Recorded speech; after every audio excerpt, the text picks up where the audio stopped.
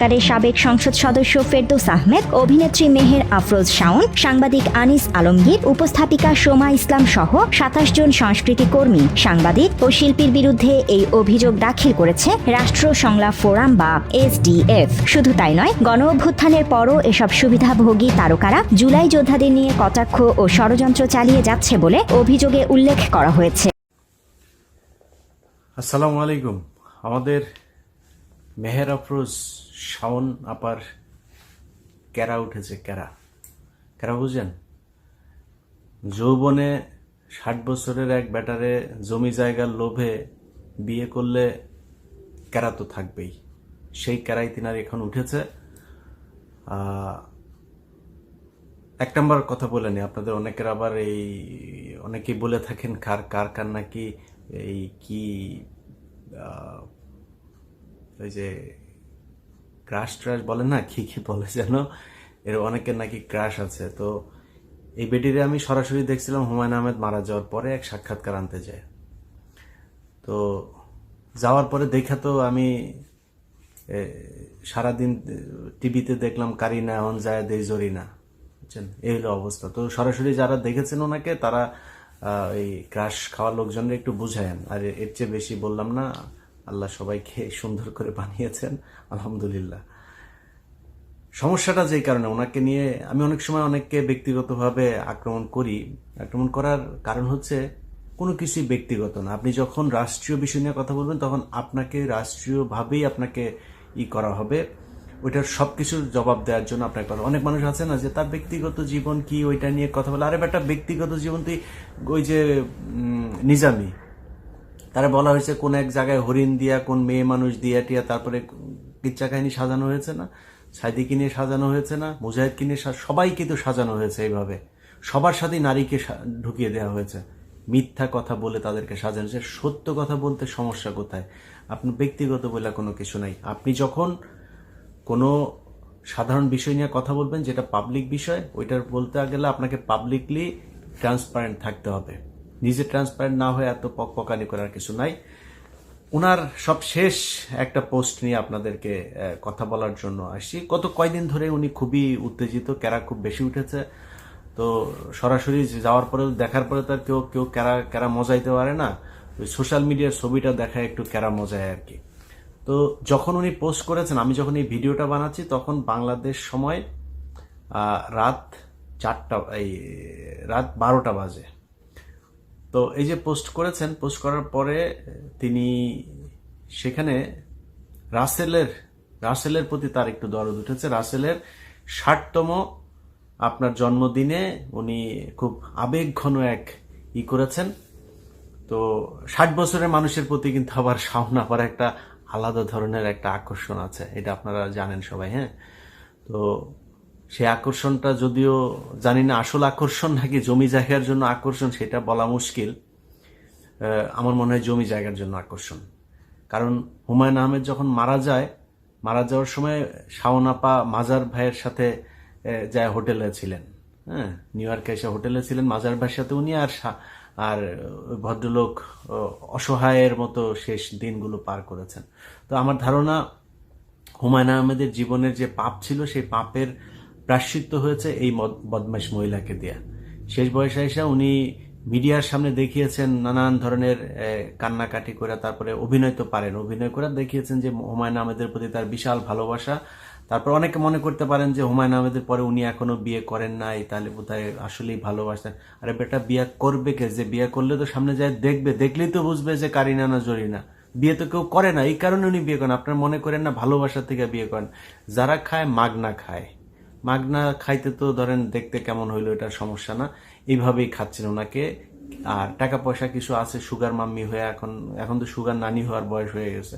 তো এই সুগার নানি এখন ধরেন করে ওই পোলাপান নিয়ে টিয়া টাকা পয়সা দিয়ে, হয়তো পয়সা তো কামিয়েছেন হুমায়ুন আহমেদের, সব তো দখল করেছেন অর্ধেক ভাগ নিয়ে।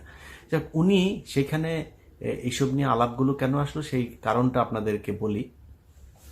তার সেই ফেসবুকের পোস্টে গোলাম সারোয়ার অনিক নামে এক ভাই একটা কমেন্ট করেছেন। কমেন্টে তিনি লিখেছেন যে সাদে হেলিকপ্টার থেকে গুলি খাওয়া রিয়ার ব্যাপারেও আপনার এমন পোস্ট চাই। অর্থাৎ ওই ভদ্রলোক যেটা বুঝাতে চেয়েছেন যে তিনি এই যে রাসেলের যে আবেগ ঘন এই শাওনের নিচতলা আপনার ভিজে যাওয়ার যেই পোস্ট তিনি করেছেন, সেই পোস্ট অনুযায়ী যেই আবেগ দেখিয়েছেন, ওই রিয়ার ব্যাপারেও তিনি সেই আবেগটা দেখাতেছে, অর্থাৎ রিয়া নামে যে ছোট্ট বাচ্চাটাকে র্যাপ গুলি করে মেরেছে সেটা নিয়ে।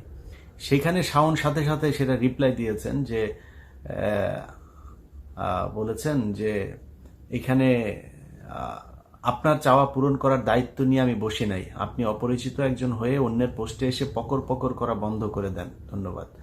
তো আপনি তো নিজের পাবলিক ফিগার মনে করেন, তো আপনি পাবলিক ফিগার, আপনি একজন সেলিব্রিটি, আপনার মতো সেলিব্রিটি হুমায়ুন আহমেদের কাছে নিচতলা ভাড়া দিয়া তারপরে এক সেলিব্রিটি হয়েছেন। আপনার মতো সেলিব্রিটিরা আর কোথাও কেউ জায়গা দেয় না। আপনার মতো এরকম একজন বিখ্যাত সেলিব্রিটি যখন পোস্ট করবেন, পাবলিক তো আইসা তারপরে আপনাকে কমেন্ট করবে, তাই না?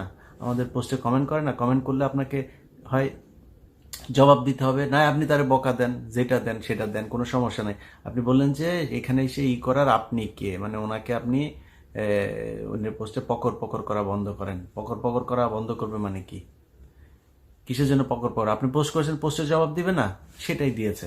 যাই হোক, এই হচ্ছে গিয়ে তার পোস্টে। এরপরে তিনি বলেছেন, উইসেল আবার কিছু কথা বলেছেন, সেটার আবার তিনি জবাব দিচ্ছেন। এই জবাবের মাঝখানে মজার বিষয় হলো, পোস্টটা যদি আমি গোয়েন্দা সংস্থাকে বলবো যে এই পোস্টটা আপনারা দেখবেন, এখানে অনেক এই শেখ মুজিবের সাথে এই মমতাজের আকাম কুকাম করার মাধ্যমে পয়দা হওয়া কিছু বিজম্মাও এই পোস্টের মধ্যে আছে। সো কারা কারা ফেসবুকে এই ধরনের এখনো পর্যন্ত এই যে গণহত্যা, যে মুক্তিযুদ্ধ, এই মুক্তিযুদ্ধের শহীদদেরকে নিয়ে এখনো এই ধরনের মন্তব্য করার সাহস পায়, এইসব ব্যাপারে আপনাদেরকে সাবধান হইতে হবে। আপনি এখন বলতে পারেন যে ভাই আপনি তো ফেসবুকে কে কি লিখবে না লিখবে সেটার জন্য তো আপনি এটা এইভাবে বলতে পারেন না। ফেসবুকে কে কি লিখবে না লিখবে এটা আওয়ামী লীগ শিখিয়ে দিয়ে গেছে। এই শাওনদের, এই 60 বছরের বুড়া চাচার আপনার বউ যে শাওন, এই শাওন বান্ধবীর বাপের সাথে আকাম কুকাম করে তারপরে লটর বটর বাঁধায় বিয়ে করা মাল এখন আইসা আপনাদের চেতনা শিখায়। এই চেতনা যাদের প্রতি ছিল তার, সে আওয়ামী লীগ সরকার শিখিয়ে গিয়েছে যে তারেক রহমানের বক্তব্য বাংলাদেশে চালানো যাবে না, কোনো মিডিয়া চালায় নাই, এরকম না যে মিডিয়া চালিয়েছে। তারপরে আলেমদের, জামাত ইসলামের নিউজ তারা ছাপায় নাই। জামাত ইসলাম যেখানে মিটিং করেছে সেটাকে বলা হয়েছে নাশকতার জন্য নাকি তারা মিটিং করছে। এটা সেই বাংলাদেশ। জামাত ইসলাম সরাসরি ফেসবুকে কোনো পোস্ট করতে পারে নাই, গোপনে গোপনে বিভিন্ন জায়গা থেকে, বাঁশের কেল্লা সহ বিভিন্ন গোপন জায়গা থেকে তাদেরকে কাজ করতে হয়েছে। তারা ওপেনে বসে থেকে তারপরে এইভাবে সরকারের বিরুদ্ধে, একটা বিপ্লবী সরকারের বিরুদ্ধে রাষ্ট্রদ্রোহী কার্যক্রম ফেসবুকে চালিয়ে যাচ্ছে। এই শাওনদের মতো কিছু মাল আছে যারা টাকার মাধ্যমে সবকিছু করতে পারে। এই ধরনের মালগুলোকে আওয়ামী লীগ এখন টাকা পয়সা দিয়ে কাজে লাগাচ্ছে।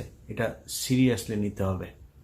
আমি মনে করি জনাব আসিফ নজরুল, আপনাকে এটার পদক্ষেপটা নেওয়া উচিত। কারণ কয়েকদিন আগে তিনি পোস্ট করেছেন যে আপনার দিকে কোন এক মেয়ে আপনাকে একটা নিয়ে কমেন্ট করেছে, তাকে বলেছে আমার জামাইয়ের দিকে তাকাইলে এই করে ফেলবো।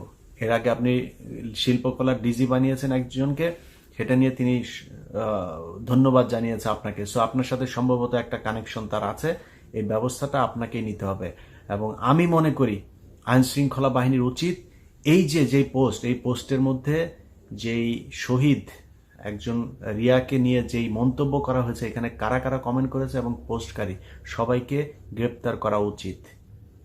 আমার মনে হয় বাংলাদেশের মানুষ যারা একটা বিপ্লবের মধ্য দিয়ে যাচ্ছেন, তাদের সবাইকে যার যার জায়গা থেকে, শুধু পুলিশ না, যার যার জায়গা থেকে, সেটা হইতে পারে কালকে জামাত, শিবির, বিএনপি, তারপরে ছাত্ররা আছে না, তারা ওনার বাসায় গিয়ে একটু দেখা করে আসতে পারেন। আল্লাহ হাফেজ।